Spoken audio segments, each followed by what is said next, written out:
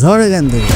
হে আল্লাহ, এই আনন্দের জন্য কি আমি আমার ছেলেকে নষ্ট করলাম? আজ জিয়াদুল এমন কেন হলো, আর আশরাফুল কিভাবে নামাজের রাস্তায় ফিরল? অবশ্যই পুরো ভিডিওটা স্কিপ না করে দেখুন। আল্লাহ চাইলে আপনার জীবন পরিবর্তন হতে পারে। আর 4 দিন পর 1 জানুয়ারি ডিজে বক্স নিয়ে খুব মজা হবে। পিকনিক করবি তো এবার? 2000 টাকা করে চাঁদা, সবাইকে তাহলে বলে দিস। ঠিক আছে, সবাইকে বলে দেবো তাহলে।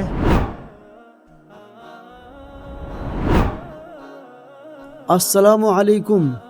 আমরা মসজিদ থেকে এসেছি। আপনার ছেলেকে 3 দিন আল্লাহর রাস্তায় নিয়ে যেতে চাই। ও যে জমাতে যাবে, ওর এখন পড়াশোনা আছে, সামনে সংসারে অনেক জ্বালা, সামনে 1 তারিখে কিস্তি আছে, এখন যাওয়া ওর দ্বারা সম্ভব নয়। পড়াশোনা এখন ছুটি আছে। এই 3 দিন জমাতে গেলে ছেলেটার নামাজ, আদব আর আল্লাহর ভয় তৈরি হবে। মোটামুটি 300 টাকা খরচ। এর বিনিময়ে যদি আপনার ছেলে সঠিক পথে ফিরে আসে, এর চেয়ে লাভ আর কি হতে পারে? খরচ খুব বেশি না। আল্লাহর রাস্তায় খরচ করলে আল্লাহ নিজেই ব্যবস্থা করে দেন। শুধু ওকে রেডি হতে বলুন।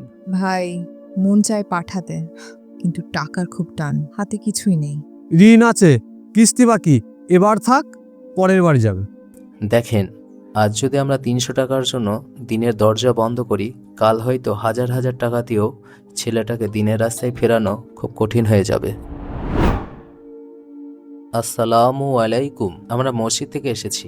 আশরাফুলের 3 দিনের জমাতে যাওয়ার কথা ছিল। আশরাফুল কি যাবে? হ্যাঁ, যাবে। না, আমি যাব না। আমার বন্ধুরাও তো সবাই পিকনিক করছে, আমিও পিকনিক করব। বছরে তো 1 জানুয়ারি একবারই আসে। বাবা, মনে রেখো, আল্লাহ আমাদের জন্য ঈদের দিন ছাড়া কোনো উৎসব দেননি। দুনিয়ার আনন্দ ক্ষণিকের, আখিরাত আমাদের আসল ঠিকানা। ঠিক আছে হুজুর, আমি আমার ছেলেকে পাঠাবো। আল্লাহ চাইলে আমার ছেলের জীবনটাই বদলে যাবে। মা, কালকে তো 1 জানুয়ারি, পিকনিকে যেতে হবে, ডিজে বক্স থাকবে, আনন্দ করব। 2000 টাকা লাগবে, আজকেই চাঁদা দিতে হবে। তুমি আমাকে তাড়াতাড়ি টাকা দাও।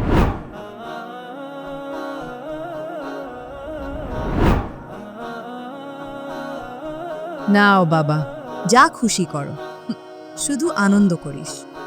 লোকজন দেখুক, আজ নতুন বছরে আমার ছেলে কত এনজয় করছে, ডিজে বাজায়, বক্স বাজিয়ে। এটাই তো আমাদের এখন রীতিনীতি চলছে।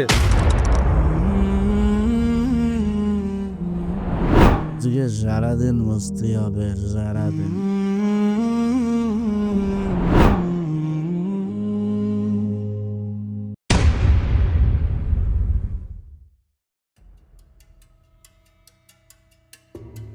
কিস্তির টাকা কোথায়? আজ টাকা দিতে পারবো না, আজ অন্য কাজ আছে, অন্য দিন এসো। দিতে পারবো না বললে চলবে না। লোন নেওয়ার সময় আপনাদের খেয়াল ছিল না? আজ না দিতে পারলে আগামী সপ্তাহে আরো কঠিন হবে। 2 দিন সময় দাও বাবা, আমরা ঠিক দিয়ে দেব। 2 দিন সময় দেওয়া যাবে না, আজকে দেন, না হলে আগামীকাল আবার আসবো। যে পরিবার ঋণ রেখে উৎসব করে, সে পরিবার শান্তি পায় না। রাসূল সাল্লাল্লাহু আলাইহি ওয়াসাল্লাম ঋণ নিয়ে খুব ভয় করতেন। এই রাস্তা গাছ চলে, সরি।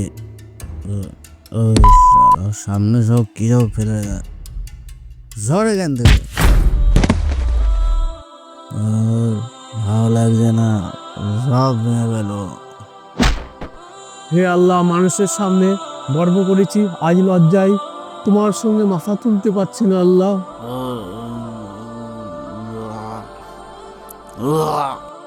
ভালো কাজে টাকা দিতে পারিনি, হারামে দিয়ে নিজের ছেলেকে হারালাম। হে আল্লাহ, কি করতে গেলাম আর কি হয়ে গেল আল্লাহ। এই ছিল আমার নসিবে। আল্লাহ, তুমিই রক্ষা করার মালিক, তুমিই রক্ষা করবে আল্লাহ। এই সমাজে দিনের জন্য 300 টাকা কঠিন হয়ে গেছে। হাই আফসোস। আর গুনাহের জন্য 2000 টাকা সহজ।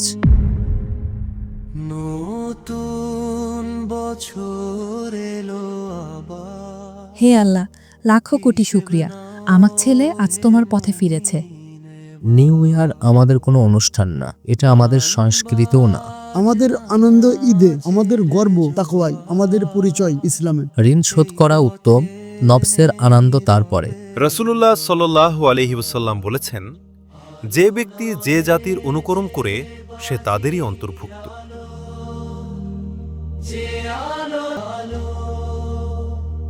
মুসলমান।